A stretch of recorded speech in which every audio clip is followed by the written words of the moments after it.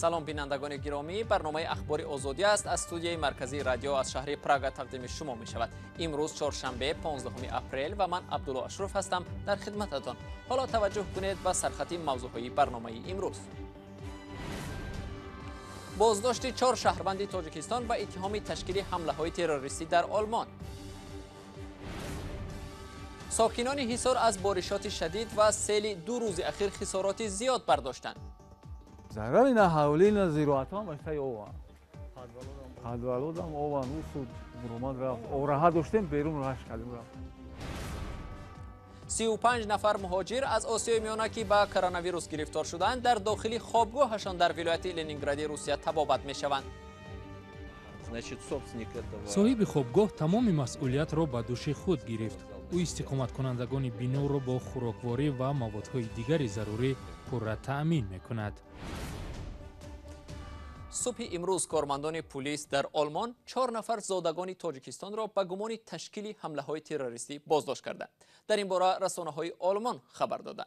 با اطلاع رسانه‌ها بازداشت شدگان در پی تشکیل حمله به نهادهای آمریکا در آلمان بودند. ادامه موضوع در گزارش همکارم اسکندر خواجه‌میرزاده. پلیس آلمان 4 زاده تاجیکستان را با گمان طرح‌ریزی و آمادگی به حمله تروریستی در این کشور دستگیر کرده است. خبرگزاری DPA آلمان به نقل از دادستان فدرالی در شهر کارلسروه گفت این افراد در حدود سرزمین رین شمالی وستفالیا صبح 15 اپریل بازداشت شدند. نسب بازداشت شده ها کاملا آشکار نشده، تنها عزیز جان ب، محمد علی گ، فرهاد شاه ک و سنت الله ک یاد شده است که همگی شهروندی تاجیکستان بودند. مقامات تاجیکستان از جمله سفارت کشور در برلین هنوز در این رابطه اظهار نظر نکردند. مجله شپیگل آلمان بازداشت شده ها را به گروه تندرو دولت اسلامی یا خود داعش نسبت داده و نوشته است آنها با جنگجویان در سوریه ارتباط داشتند. به نوشته مجله هدف شهروندان تاجیکستان سازمان‌های آمریکایی در آلمان و منتقدان اسلام بودند. به قول مقامات آلمان بازداشت شده ها برای تهیه دستگاه‌های خودساخت ترکنده محصولات را دسترس کرده بودند. به فرضیه مأموران حفظ حقوق رهبر گروه روشن بی 30 ساله است که 1 سال باز در بازداشت می باشد. مقامات آلمان سال 2016 هم نیز با گمان عضویت در سازمان تندرو دولت اسلامی و شرکت در جنگ‌های سوریه یک شهروند تاجیکستان را در حدود سرزمین رین شمالی وستفالیا بازداشت کرده بودند. شب و روز گذشته در اکثر منطقه‌های تاجیکستان باران شدید بارید و سطح آب رودخانه‌ها فوق‌العاده بالا رفت. کمیته حالت‌های فوق‌العاده میگوید از جمله سطح آب دریای خانقاه از معیار بلند شده به خانه‌های استقامتی و زمین‌های کشتی ساکنان حصار تهدید کرد. عین چنین حالت در ناحیه وحدت نیز به عمل آمد. همکارانم اسکندری فیروز و براد یوسفی به مکان‌های خراب کرده سیل رفته این گزارش را تهیه کردند که حالا منظور شما می‌شود. ظهر 14 اپریل در دهه اتفاق ناحیه حصار سیل بزرگ از تپه‌های اطراف دهه فرآمده تقریباً 10 منزل ساکنان زیر آب ماند. شاهدان میگویند واکنش و کمک فوری ساکنان دهه باعث شد که از خسارات زیاد سیل جلوگیری شود. اینمی که 4 دره اینمی آب بده همینجا ساعت 12 با 1 بود. اومده اینمی خلق بایوردم خلق اومده سین قشلاق سنگ چیندن کلوخ چیندن که آوسونه سرانو گذاشت اکا 10-12 خونه دا درمده. 1000 آدم میآید دستاش دا کساش مخزه میره یک کس یک تراکتور نمیآوه مکا. ضربه اصلی سیل به منزل ساکنان نزدیک به محل سیلخیزی رسیده است. ساکنان میگویند اگر این سیل شبانه می آمد خساراتش به مراتب بیشتر میشد. ضرر نه حولی نه زیروات هم اشتای اوان. حدوالودم اوان اوسود برامد رفت. اوراها داشتیم بیرون راهش کردیم رفت. نگرانی ساکنان از چند روز پیش هم شنیده میشد که بارشات شدید و پی هم سبب بالا رفتن سطح آب رودخانه‌ها شده خوف سیل فرایی را ایجاد کرده است. به خصوص ساکنان منطقه‌های کوهستانی کشور هراس دارند که در این شب و روز خوف هر لحظه فرآمدن سیل و ریزش کوهپاره به منزلشان افزوده پیامد ناخوبی برای باغ و کشتزار ایجاد شده است. اولش بهار خوب آمد. اولش ما گفتیم نقد میشه که اخیر بعد زدی خیلی برف زد. هم میوه سوزون خنک زد بوریش هم بسیار میسول بسیار دم پایش داشت یا ساعت هوا میکنه با میریزه بارون دایرو اول به حد خسیگه بران خسیگه بودی من زمیدون هم شتو موزاگو من همینجا اون چند باشه او بنین لاگر زد همین نیست بود اینا بوزادیم با خدمت کردم بوشش بود او بارون کمیته حالتهای فوق‌العاده و مدافع گراجانی میگوید در منطقه‌هایی که احتمال سر زدن حادثه‌های طبیعی زیاد است نوبتداری شبانه روزی تعیین کرده است. شماری از نجات دهندگان این کمیته در تقویت ساحل‌ها در منطقه‌های احتمال سر زدن سیلخیزی شرکت دارند. از حساب نجات دهندگان کمیته حالت فوق‌العاده در شهرهایی که آنها هم عظیم هستند و هم مهم هستند و هم گویم که خصوصیت بین‌المللی دارند از حساب نجات دهندگان پستگاه‌های مشترک با اشتراک کارمندان وزارت کارهای داخله، وزارت نقلیات و از آن جمله شرکت راهی ایرس برپا شدند و آنها شبانه روز فعالیت خود را ادامه داده ایستادند. کمیته حالتهای فوق‌العاده میگوید صرف نظر از هشدارهای قبلی در مورد احتمال سر زدن حادثه‌های سیلخیزی انتهای ماه مارس در 3 ناحیه کشور حادثه‌های طبیعی با خسارات بزرگ و مرگ یک ساکن به وقوع پیوست. در 3 ناحیه جمهوری ما این هم باشد ناحیه خراسان، ناحیه واسه و ناحیه رودکی آمده این سیل به قید گرفته شد که باید که با متاسف ما ظاهر نمایم یک نفر شهروند جان خود را از دست داد. این هم باشد سبب اساسی گرچند که طبیعت هم باشد لیکن آماده نبودن اهالی و از اون جمله آماده نبودن اون سیلپرتوها برای برطرف نمودن حادثه ها این هم سبب شد. کمیته حالتهای فوق‌العاده هشدار می‌دهد که تا روز 17 اپریل در قلمرو کشور هوای سیربارش خواهد بود و احتمال سر زدن حادثه‌های طبیعی وجود دارد. بر اساس آمار کمیته حالتهای فوق‌العاده و مدافع گراجانی در 3 ماه اول سال جاری در تاجیکستان 114 حادثه طبیعی ثبت شده است. در 6 حادثه طبیعی به ساکنان 1.5 میلیون سومانی خسارات وارد شده 3 نفر هم جان خود را از دست دادند. امروز 15 اپریل مرافعه دلیر شریفوف خبرنگاری تاجیک در دادگاهی ناحیه شاه منصور شهر دوشنبه شروع شد. نخستین مرافعه دادگاهی دلیر شریفوف قرار بود روز 13 اپریل برگزار شود اما تا به این روز به تاخیر افتاد. وکیل مدافع شریفوف سبب تاخیر مرافعه را حاضر نشدن نماینده دادستانی گفته بود. مرافعه دادگاهی شریفوف حالا ادامه دارد و همکارانم امرالدین عالیموف و مولا رجب یوسفی که در بینای دادگاه هستند چند لحظه پیش این گزارش را به ما فرستادند که حالا آن را با هم می‌بینیم. مرافعه دادگاهی دلیر شریفوف روزنامه‌نگاری تاجیک امروز 15 اپریل در دادگاه ناحیه شاه شهر دوشنبه آغاز گردید. نخستین مرافعه میبایست روز 13 اپریل برگزار شود اما با سبب ناآمدن دادستان دادرس مرافعه را به امروز گذراند.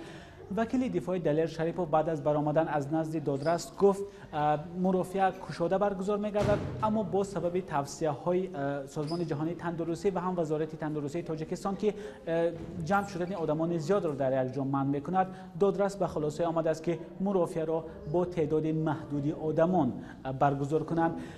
یعنی مرافع دلیر شریفوف بر گفته مسئولین دادگاه ناحیه شاه منصور کشاده برگزار می‌گردد اما با آن ظاهرا تنها وکیل دفاع ایبدار کننده دولتی و تنها نزدیکان دلیر شریفوف راه می‌یابند و روزنامه‌نگارانی که به اینجا آمدند به آنجا راه دادن نمی‌شوند. مثل روز اول امروز نیز روزنامه‌نگاران و فعالان جامعه شهروندی برای دستگیری از دلیر شریفوف به نزد دادگاه ناحیه شاه منصور آمدند. نزدیکان دلیر شریفوف امیدوارند که دادگاه در نسبت این خبرنگار حکم عادلانه صادر می‌کند. من می‌خوام که با آزادی برایت فرزندم گناه ندارد فرزندم. من از تو زمین را خواهش دارم بررسی کردن یکم خیلی گناهش پیدا نکردم. فقط اونا از یک کتابچه گناهگار میکنن که کتابچه را بگیم که یکم خیلی خطاگی در اون کتابچه دیده نمیشود. دلیر شریفوف روز 28 ینوری سال روان از جانب ماموران کمیته دولتی امنیت ملی تاجیکستان بازداشت شد. مقامات دلیر شریفوف را با برانگیختن کینه عداوت ملی و مذهبی ایبدار میکنند و بر علیه او با قسم یکم ماده 189 کدکس جنایی پرونده باز کردند. این اتهام تا 5 سال زندان را پیش بینی میکند. اما نزدیکان سازمان‌های حامی حقوق و خود دلیر شریفوف این اتهام را بی اساس می‌دانند و می‌گویند دلیر شریفوف با سازمان‌های افراطگرا رابطه نداشت. بینندگان عزیز، تا این لحظه در باره بازداشت 4 شهروند تاجیکستان به گمان تشکیل حمله‌های تروریستی در آلمان، خسارات سیل در حصار و آغاز شدن محاکمه دادگاهی پرونده خبرنگار دلیر شریفوف در شهر دوشنبه گزارش دادیم. در ادامه برنامه در باره با کرونا ویروس گرفتار شدن مهاجران در خوابگاه در ولایت لنینگراد روسیه گزارش خواهیم داد. اما قبل از آن توجه کنید به یک آگاهی.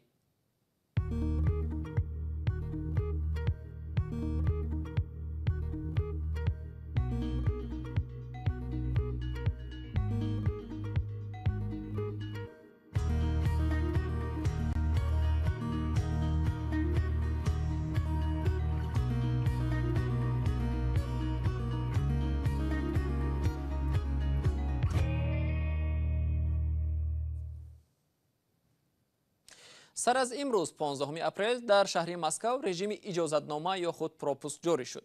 طبق اخبار رسیده تفتیش اجازتنامه های حرکت در پایتخت روسیه باعث تنبشوی ماشین ها در راه ها و مسافران پیاده در درآمدگاه های پایگاه های مترو و نقلیات جمعیتی شد. شهردار مسکو از نیروهای پلیس طلب کرد که تفتیش سندها را زودتر انجام بدهند. در همین حال در شهرک نووسرگی و ولایت لنینگراد روسیه یک خوابگاه آشکار کردند که در آن حدوداً 35 مهاجر مهنتی گرفتار بیماری کووید 19 زندگی دارند. حالا این خوابگاه پر با مهاجران سرایت یافته بسته است و همه به کرانتین فرا گرفته شدند. گزارش تلویزیونی نستایش وریمه را از مکان خوابگاه مهاجران همکارم میرزانبی خالقزاد تقدیم میکند. خوابگاه مهاجران که در آن خروج کرونا ویروس آشکار شده است در شهر که نووسرگی و پترزبورگ واقع است. اطراف این بنا تنوکپیچ کرده شده است. حالا این بنا را به دلیل کرانتین بستند. اطراف بنا را پلیس و دیگر ساختارهای قدرتی نظارت میکنند. آنها مسئولان تا از تماس ساکنان خوابگاه با آدمان بیرون از بنا پیشگیری کنند. در داخل بنا 35 نفر زندگی دارند که با کرونا ویروس گرفتار شدند. تشخیص در این مهاجران وجود ویروس را معین کرده است. سرایت یافتگان را به بیمارخانه انتقال ندادند. در مجموع در خوابگاه همه را با افراد بیمار 154 مهاجر زندگی دارد. صاحب خوابگاه تمام مسئولیت را به دوش خود گرفت. او استقامت کنندگان بنا را با خوراکواری و موادهای دیگر ضروری پر تأمین میکند. مسئولین منطقه اطراف بنای خوابگاه مهاجران را پاککاری یا دزینفکسیون میکنند. در نوارها دیده می شود متخصصان با لباس مخصوص حمایتی در اطراف مغازه نزدیک به خوابگاه موادهای دزینفکسیونی می پوشند، ولی به گفته فروشنده این مغازه داخل آن را پاککاری نکردند. آنها به همین مغازه آمده خرید می کردند. ما هم می ترسیم کی بیمار شدن می خواهد. البته یگان کس امکان می شد و اگر می گفتند من هم کار نمی اومدم، در خونه می موندم. در همسایگی این مغازه یک نانبایخانه فعالیت می کند. به گفته کارمندان این دکان اینجا را هم دزینفکسیون نکردند. ناوابسته به خروج کرونا ویروس در مسافه نزدیک با این نانپزخانه در آن همانا کار ادامه دارد و نان پخته می شود. شما نمی ترسید؟ از این راهی گریز است مگر؟ جای ترس نیست. همه خوب است. مردم را با دارند. گوبرناتور ولایت لنینگراد علیه خروج کرونا ویروس را در خوابگاه مهاجران بمب سرایتی نامید. حالا مقامات شخصیت افرادی را مشخص می‌کند که با مهاجران مبتلا به کرونا ویروس تماس داشتند.